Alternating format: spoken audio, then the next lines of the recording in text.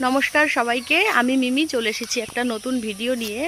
আর সকালবেলা সব কাজ হয়ে গেছে, এখন আসলাম যে একটুখানি ফুল তুলবো সকালবেলা। তো এখানে এসে দেখছি সকালবেলা কোনো সেরকম ফুল নেই। একটা জবা ফুল গাছ আছে, এই গাছটাতে কয়েকটা ফুল আছে, এই ফুল কটা তুলবো। আর আমার ঘরের পাশে একটা ওই ছোট যে টগর ফুল গাছগুলো হয় সেই গাছটা আছে, ওখান থেকে ফুল তুলবো। তো চলুন যাই, ফুলটা তুলে নিই, তারপরে পুজো করব।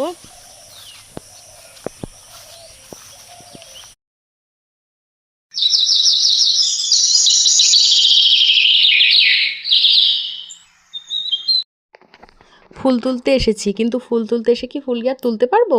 এই যে এই পুচকুটা সারাদিন এসে জ্বালাতন করবে, আর এখন এই যে বলছে আমি ফুল তুলবো, সেজন্য ওর কাছে সাজিটা দিয়ে দিলাম। আর ফুল তুলে তুলে ওই সাজির মধ্যে রাখছি। এবার ও হয়তো সাজিটা ফেলে দেবে হাত থেকে, কিন্তু কিছু করার নেই, সাজিটা এখন হাত থেকে নিয়ে নিলেই কাঁদবে।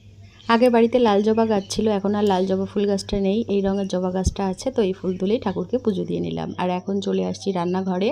রান্নাঘরে এসে ভাতটাকে নামিয়ে কড়াইতে তেল দিয়ে দিলাম। এবার রান্নাটা বসিয়ে দেব।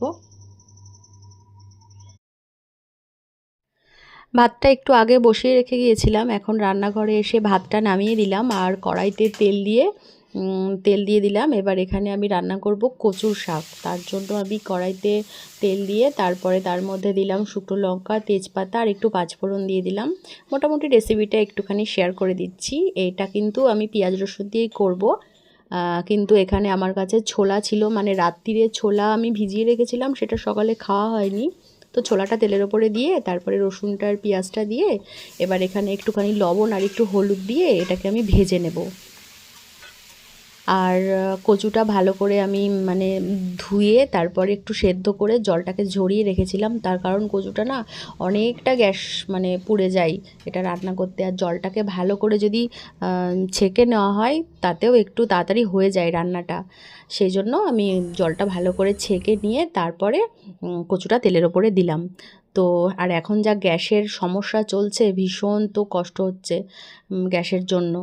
আর আমি তো পুরো রান্নাঘরে ঘেমে নিয়ে জল হয়ে গেলাম। তো আমার এখানে কচুর ঘন্টটা হয়ে গেছে, এখন আমি চিকেনটা ভালো করে ধুয়ে নিচ্ছি। আর এইভাবে যদি ভালো করে বেছে নেওয়া যায় তাহলে তাড়াতাড়ি হয়ে যায়, সেজন্য আমি এইভাবেই চিকেনটাকে বেছে নিই।